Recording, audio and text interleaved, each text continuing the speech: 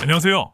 여러분의 내 집 마련에 현실적인 인사이트를 전해드리는 김집사입니다. 오늘은 1015 부동산 대책 이후 청약시장에 불고 있는 심각한 변화, 그리고 이 상황에서 우리가 어떤 전략을 세워야 하는지 이야기해보겠습니다. 청약시장의 드리운 그림자, 이젠 현금 없으면 청약도 어렵다. 정부의 1015 대책으로 서울 전역과 수도권 12개 지역이 규제지역으로 묶였습니다.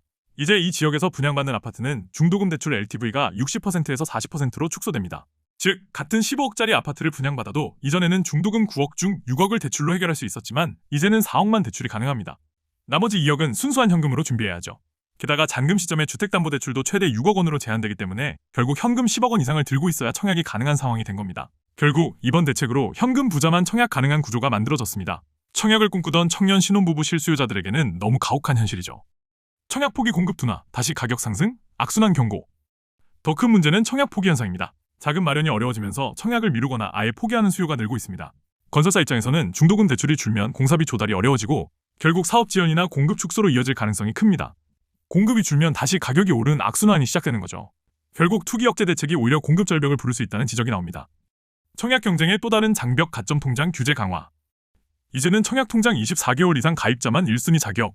가점제 비율은 최대 70%로 확대되며 추첨제는 30%로 줄었습니다. 즉, 가점이 낮은 청년층은 당첨 가능성이 거의 사라졌다는 뜻입니다. 추첨제로 한 번이라도 노려보려던 무주택자들도 이제는 문턱조차 넘기 어렵습니다.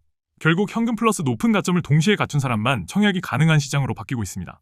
그럼 지금 우리는 어떻게 해야 할까? 대출 규제 변화 체크. 내년에도 DSR 강화 가능성이 있습니다. 청약 계획이 있다면 지금 본인 대출 한도부터 미리 점검하세요. 현금 비중 늘리기. 청약뿐 아니라 잔금까지 대비하려면 자기자본 확보가 필수입니다.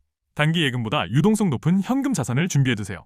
분양가보다 실입주 가능성 중점 검토, 시세 차익보다 실제 입주 가능 여부가 더 중요합니다. 분양가 15억 이상이면 중도금 잔금 조달이 가능한지 반드시 계산해보세요. 공공청약 특공 기회도 병행, 생애 최초 특별공급, 신혼희망타운, LHSH 공공청약 등은 여전히 남아있습니다. 현실적인 대안으로 병행 검토가 필요합니다. 정리하자면 1015 대책은 단기적으로 과열을 잡을 수 있지만 실수요자들의 청약 사다리까지 끊어버리는 역효과를 낳고 있습니다. 현금과 가점을 모두 갖춘 사람만 유리한 구조 속에서 청약시장은 더욱 양극화될 가능성이 큽니다. 따라서 무리한 청약보다는 내 자금력에 맞는 전략적인 접근이 필요한 시점입니다. 좋아요와 구독은 김집사의 분석을 지속할 수 있는 큰 힘이 됩니다. 궁금한 점은 댓글이나 상담 번호로 편하게 문의주세요. 지금까지 김집사였습니다. 감사합니다.